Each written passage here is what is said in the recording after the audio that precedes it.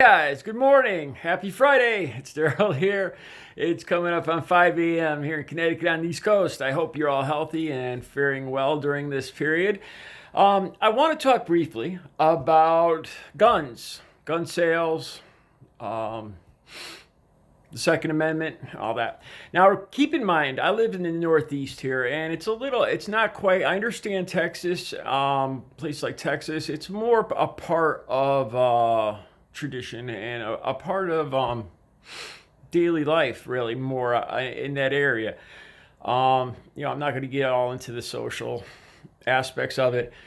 In Wyoming, Alaska, I could completely understand because it could be a matter of survival out there. So, but this is the Northeast here, and it's a little different here. Let me say first, I am not. I am a complete hardcore liberal. Let me say second, I am not against guns whatsoever. My father was a park ranger that ran the entire state park here, and I used to go on patrol with him. Usually, we just run into these groups of kids. Back in the 70s, me sitting in the side of his truck and him, and we'd run into kids partying, and he'd shoo them on their way. And the kids loved him, I remember. He was a good man. He taught me how to shoot. He had a huge gun collection. I went with him to gun shows, and I used to go with him to the ammo shop, the gun shops. He had a huge gun collection, 30, 40 guns, rifles, pistols that I inherited. They're no longer here in this residence, but I still have them. Great, beautiful guns. Antonio Zoli double barrel over and under shotgun, Mossberg Slugger. I got a 41 Ruger, not a 44, a 41, a 357 Smith & Wesson. A lot of nice guns I inherited. Unfortunately, during my drug addiction, I did pawn a lot of them. But I don't want to get off on a tangent here. I'm not against guns. I have no problem with guns. My father taught me how to shoot. He taught me the basic rules as he believed them. You treat every gun. Every gun is loaded. You never point a gun at anyone or anything unless you intend to kill it. If you shoot a human being, you shoot to kill.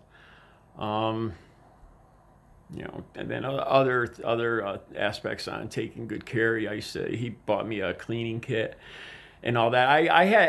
He had me shooting at 5 or 6 years old. He died when I was 9. He had me shoot. There's a loaded over and under 12 gauge in the bedroom because during the 70s at the state park, we lived in the state park. It could get a little dangerous, and it was loaded. And he had me shoot. They had old leftover outhouses way up in the back lots, and he had me shoot the door of one, pull the trigger hard, and it would shoot off both rounds, two barrels of double-aught buck. Needless to say, my mother was pissed. I went flying, but he said to me, he says, "You know what that gun could do, Daryl? Do you respect it?" And I was like, "Yes, sir." He says, "Are you ever going to touch it?" "No, sir." But he taught me how to use it in case he wasn't around. And eventually, when he died of brain cancer when I was 9, that came in handy. Okay, enough of my background. Let's talk about COVID right now. There's been a 40% increase in sales just in the last month, I believe. I think it was 40%, more than 40% nationwide. I don't know if it's I don't know if it's nationwide or just here in the state. I know our governor is getting nervous, not about the guns, but that they'll have enough time to do a background check or go through properly go through all the registration paperwork. I think I understand people get nervous. They think it's the end of the world. They want to hunker down. I understand that. Like I said, I have nothing against guns. Having a weapon to hunt, to protect yourself, to protect your family is great. I want to tell you guys a story. I guess we have open carry here. I'm not familiar. My guns stay at home. I don't hunt these days, so they stay where they are. I don't take them about with me. I was at Dunkin' Donuts having coffee and donuts with my mother, and in walked a guy. I think it was one guy, and I think it was just him and his girlfriend, maybe another girl, 3 people. And the guy looks, we're just talking amongst ourselves, me and my mom, but he keeps looking over and he's scanning the whole room. And, I have a good vibe for people, being an ex drug user and everything. I got a very good radar for people. And I could see him scanning everybody. And then I noticed the gun on his hip. No big deal, but it was his attitude. He came in and to me, he didn't appear to be someone like law enforcement to me. But anyway, so his girl orders and he sits backwards with his ass against the counter, leaning backwards against where the cashier was, and so that he could see the door and scan all around. Uh, and he's looking at each person, me and everybody else, with attitude. Like, yeah, I got a gun. What you gonna do about it? I don't think I was overreacting. I've seen plenty of guns. I've seen plenty of people carrying guns, but this guy seemed to have some attitude about something. Now, this right here is what bothers me. During this period, with people rushing out to buy weapons, I'm afraid that more people like this that haven't been taught as well as the rest of us on the handling, the care, the general workings, and the way you handle a gun. That's what I'm afraid of. There's not a whole lot of reason to carry a weapon around here, Connecticut, New York. New York's got very strict laws, and I can understand why, because you have people in such close packed proximity to each other. It's not like Wyoming, where you've got one person per acre. Here you got one person per square foot. I'm just making up those numbers, but you get what I'm saying. So what I'm trying to say is I have more of a problem with the carrying around the firearms. And you have to understand, like I said, I'm from New England, and it's not a common thing here. It's not something you commonly need to do. Somebody carrying a gun into Walmart or Stop and Shop. Here, it's just not cool.